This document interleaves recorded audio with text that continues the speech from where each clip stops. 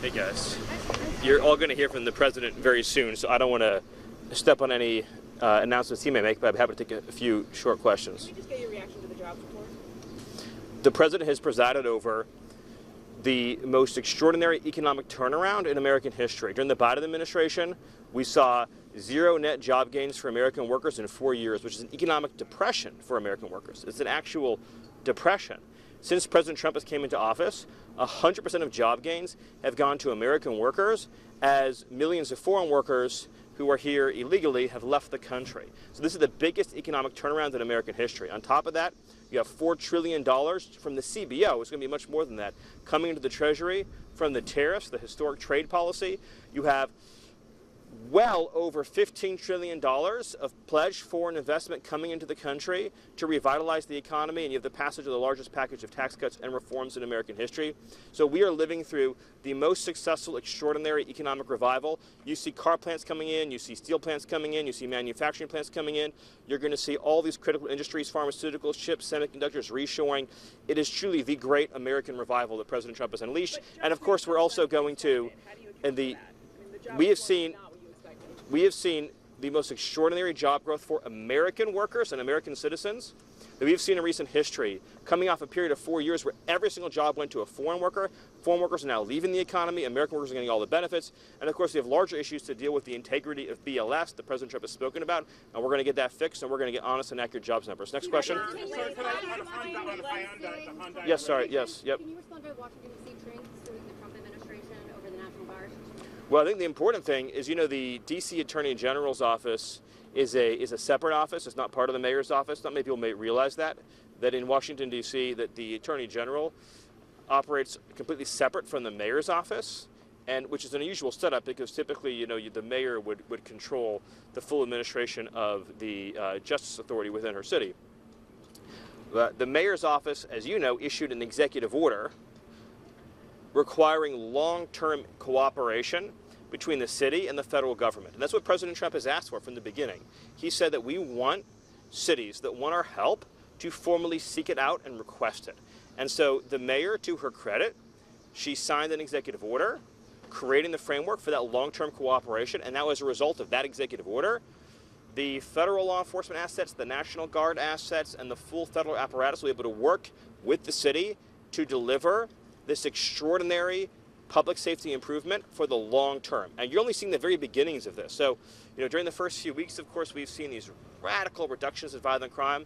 We're just getting started. DEA, ATF, FBI have only just begun to identify, disrupt, and dismantle the criminal organizations that have been wreaking havoc on the city for so long. And we're going to take them apart, member by member, group by group, piece by piece, and we're going to set this city free. I have time for one last question. On immigration, could I ask you on immigration? And the Democrats' attempt to drive a wedge between President Trump and Secretary Kennedy, their attempt to do that, I guess, today's CDC hearing. Yeah, the Democrats are continuing to support a completely failed approach to public health that we have seen over generations has resulted in chronic increases in obesity, in diabetes, in heart health, and just in general, the chronic disease burden on America has been extraordinary.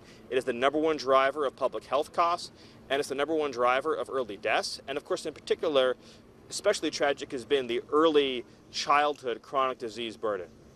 So, and I say this as a parent of young children, there's so many kids who have allergies, who have asthma, who have skin conditions, for example, psoriasis or eczema, who have all kinds of chronic digestive issues, gut issues. There's so many health issues. Not to mention, of course, the particularly terrifying illnesses like pediatric cancer. And so President Trump and RFK are working on getting to the systemic causes. What is our environment? What is in our approach to healthcare? What is in our approach to medicine that is either failing to address or is contributing to this chronic disease burden? And we all celebrate RFK, Bobby, for his leadership in this issue, and President Trump has been committed from the beginning to developing a comprehensive approach to reducing chronic illness in America. Time for one last question. Maybe over here. Can I ask you about immigration, sir? On Venezuela, President of Colombia is saying that cartel of the Suns does not exist. What can you answer, and which message do you send to people in Venezuela after this indictment of Nicolas Maduro? Well, as you know, and thank you for bringing it up, Nicolas Maduro is an indicted drug trafficker. He's indicted in federal court. He's a fugitive from justice in America. As I think you're also aware, there's a $50 million reward for the return of Nicolas Maduro. Not just him, his henchmen have also been indicted. So it is a drug cartel that is running Venezuela. This is a very important point. It is not a government, it is a drug cartel, a narco-trafficking organization that is running Venezuela. And this has been documented in federal court, and indictments have been secured.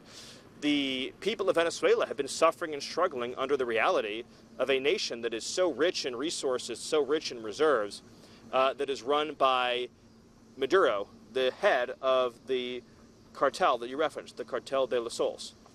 That is absolutely one of the most ruthless criminal cartels on the planet. And many Americans may not realize that the drugs killing their kids are coming from Maduro, and also the criminal aliens killing their kids are coming from Maduro. So he's sending his drugs, he is sending his killers, his assassins into our communities, and he's working directly with other designated foreign terrorist organizations like the FARC in Colombia and all the Mexican drug cartels. So it's one continuous loop.